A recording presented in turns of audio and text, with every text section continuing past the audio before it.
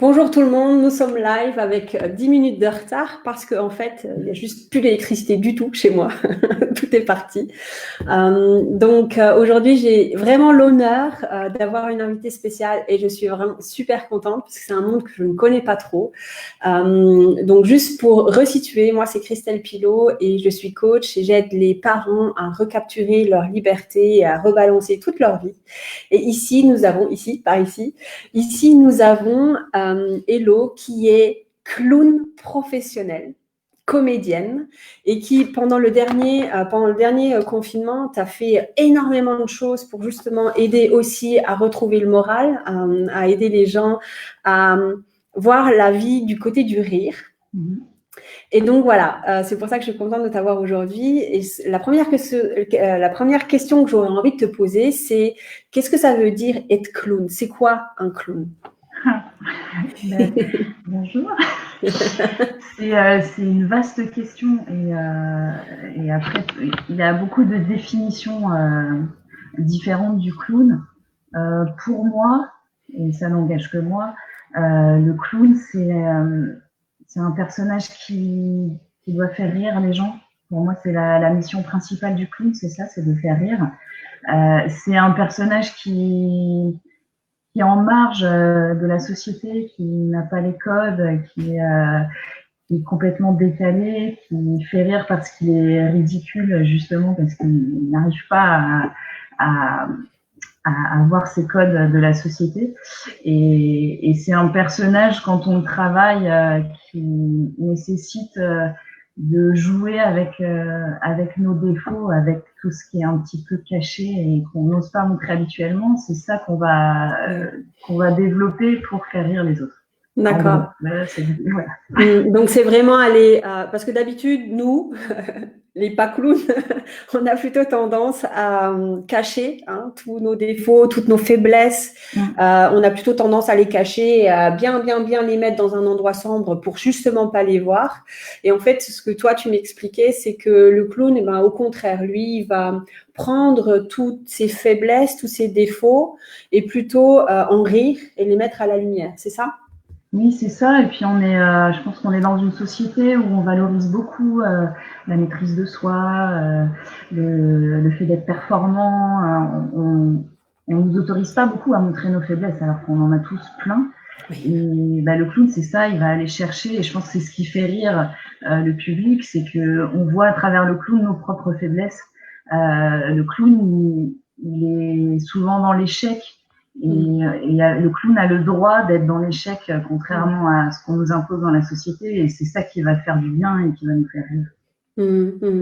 Donc, en fait, le plus on est clown, le plus on a cette capacité d'aller rechercher au fond de nous nos faiblesses et de travailler avec. Et tu me disais que c'est quelque chose de très thérapeutique, en fait, de faire ça. Oui, pour soi-même, déjà, ça apprend beaucoup. Ça apprend à lâcher, et puis voilà, à lâcher toutes ces barrières. Et puis, c'est aussi aller chercher quelque part au fond de nous un petit peu, j'aime pas forcément ce terme, mais c'est un peu ça, c'est un peu l'enfant intérieur qu'on a caché, mais qui est toujours là. Et pour moi, la plus grande source d'inspiration du clown, c'est quand on voit des enfants de 3-4 ans qui n'ont aucune limite, qui sont dans le jeu en permanence. C'est un petit peu aller retrouver cet état-là. Et maintenant, je comprends d'autant plus pourquoi tu dis que c'est thérapeutique, parce qu'en coaching, par exemple, on va souvent aller travailler l'enfant intérieur. En tant qu'adulte, on a un enfant intérieur. Et en fait, souvent, des problèmes qu'on a en tant qu'adulte, c'est parce que notre enfant intérieur souffre. Et en fait, l'idée, c'est en effet d'aller le rechercher et de faire en sorte qu'il souffre plus, qu'il retrouve le jeu, qu'il retrouve ça. Donc, on le fait pas forcément en rigolant. Mais cela dit, l'humour aide vraiment à aller chercher cet enfant intérieur et voilà, lui faire du bien. Et justement, toi, une partie de ton travail, c'est aussi, oui, d'aller dans les hôpitaux, d'aller voir les enfants. Est-ce que tu as envie de nous dire pourquoi tu fais ça et quel effet ça a sur les enfants? Le rire et la pratique artistique en général, c'est en plus, il y a eu un rapport récent, je crois, de l'OMS qui justement appuie le fait que les pratiques artistiques et le rire ont vraiment des aspects bénéfiques sur les personnes qui sont hospitalisées, et notamment les enfants, parce que le rire, il va permettre de diminuer l'angoisse de l'hospitalisation, et pas seulement les enfants. Moi, je sais que dans mon expérience, ça fait aussi énormément de bien aux parents qui sont souvent beaucoup plus stressés que l'enfant, et ça permet de relâcher un petit peu la pression. Et puis sur les aspects bénéfiques, il est prouvé que le rire diminue aussi la douleur. Ça permet le cerveau va déconnecter quelques instants, et donc il y a ces effets-là qui sont bénéfiques dans le cadre d'une hospitalisation. Oui, tout à fait. Donc, ça permet de lâcher la pression, ça permet de penser à autre chose, et du coup, les gens rient, du coup, ça augmente les hormones positives dans le corps, du coup, ça augmente aussi le système immunitaire. De toute façon, c'est connu que les gens plus positifs, et donc en général, les gens plus positifs rient aussi plus, mais qu'ils ont une capacité de rebondir plus haute et plus rapide aussi. Donc, et tu m'as dit aussi que toujours là maintenant, même en plein confinement, vous essayez, toi et tes collègues, d'intervenir aussi dans les EHPAD pour aussi là essayer de faire en sorte que les personnes âgées puissent retrouver le rire et la connexion aussi avec les autres. Oui, pour nous c'est très important, et on a en fait à la fin du premier confinement, on a vite essayé de monter un spectacle pour pouvoir le proposer aux EHPAD, parce que eux, ils ont souffert énormément d'une solitude extrême, ils étaient coupés de tout. Et donc voilà, notre but, c'était d'essayer de ramener un petit peu de joie, de bonne humeur, de légèreté. Et là, on continue. On a la chance de pouvoir se voir pour répéter, donc on essaie de travailler les choses, même si on n'a pas énormément de visibilité. C'est très compliqué de mettre en place des choses en ce moment, mais on lâche pas, parce que ça fait partie de ce qu'on aime faire, et c'est aussi un engagement presque citoyen, quoi, de pas laisser nos aînés dans ces situations de solitude, en fait. Tout à fait, tout à fait. Moi, je trouve ça juste génial, quoi. Et donc, en effet, enfin, si vous voyez en dessous, là, il y a la bande qui passe, et il y a ton site Facebook, enfin, il y a ta page Facebook. Et sur ta page Facebook, on voit ce que tu fais.